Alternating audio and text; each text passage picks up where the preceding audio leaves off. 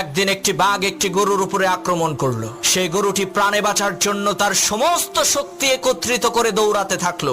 দৌড়ানোর এক পর্যায়ে গরুটি একটি পুকুরের মধ্যে লাফ দিল।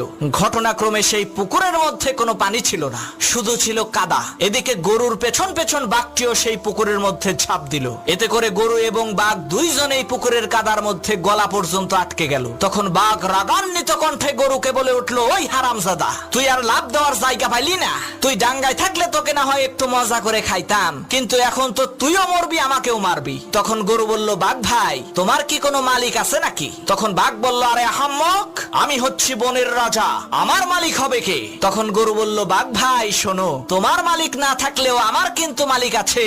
সন্ধ্যাবেলায় আমার মালিক আমাকে এখান থেকে উদ্ধার করে নিয়ে যাবে, আর লোকজন জড়ো করে আনন্দ উল্লাস করতে করতে তোমাকে পিটিয়ে মারবে।